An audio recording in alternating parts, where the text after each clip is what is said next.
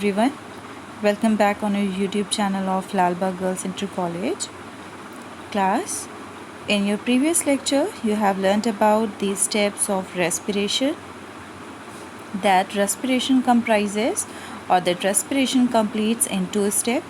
First two steps was completed in a manner that these two steps were called as a external respiration, and the third one which you have learned, that is oxidation of food inside the cell, that is called cellular respiration. So these are the three main steps completed in two main steps, that is first two one are called external respiration and the third one oxidation of food inside the cell is called cellular respiration. So these were the two main steps completed and which you have seen by this diagram. So keep this picture in your mind, and we will start with our today's topic, that is your cellular respiration. That what was happening, that the glucose oxidized in the cell cytoplasm. So today's topic is cellular respiration. So keep this diagram in your mind and start that the glucose is your 6-carbon compound. So before going to its detailed study, let's see what is cellular respiration. Cellular respiration involves the actual oxidation or breakdown of food materials inside the cell.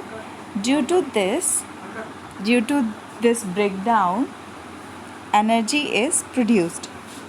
Now this energy is stored in the form of ATP.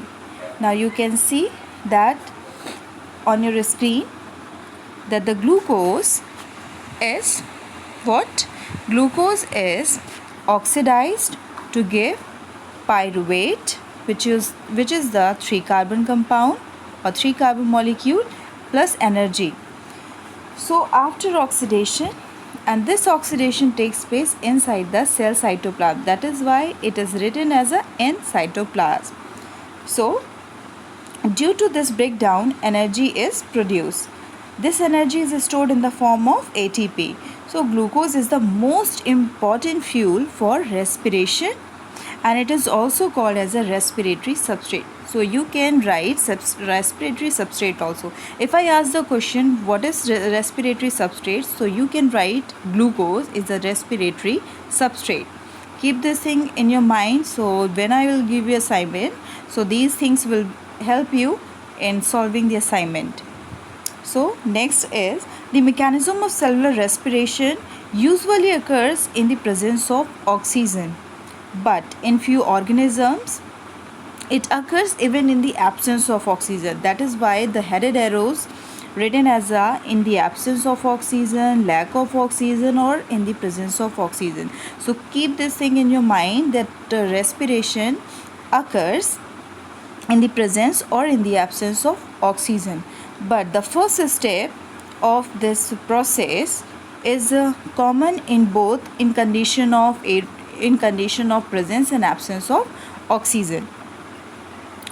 But in all cases, like the first step is the breakdown of glucose. You can see that the first step what is showing, that the breakdown of glucose, and that glucose is your 6-carbon compound, and after oxidation it gave you 2 molecules of pyruvic acid. You can write, children, pyruvic acid or you can write pyruvate. These two terms are similar.